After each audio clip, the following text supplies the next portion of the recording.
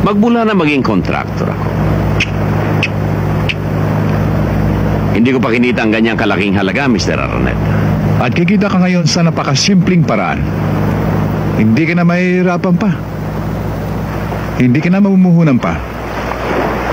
Tataasan mo lang ang bidding, Mr. Orbos. At mapapasayo ang 20 million pesos. Sa madaling salita, binibili niyo ako. Hindi ikaw, Mr. Orbos. Ang proyekto.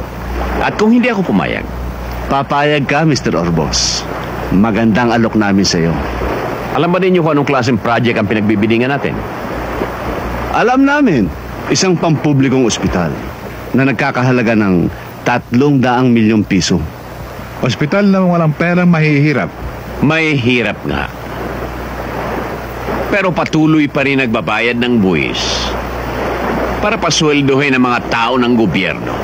Maging ito'y buhaya, pating, linta, o lawing mapanila.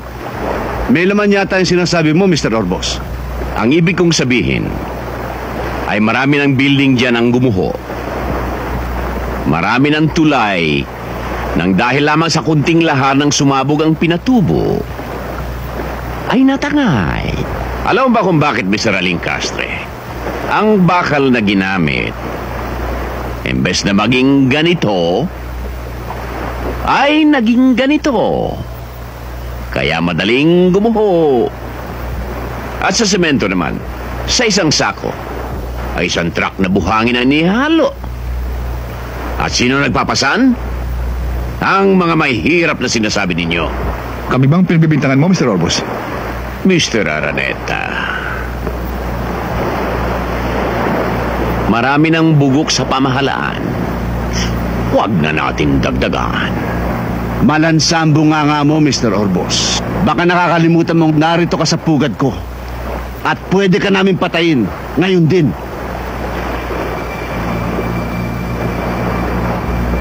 Bakit hindi mo gawin? At nang pare-pareho na tayong paglamayan. Tandaan mo ito, Mr. Alincastre.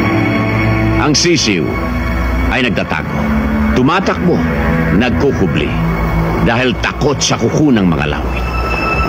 Pero pag ang sisiw ay nasukol, ito'y lumalaban. Makatuka man lamang.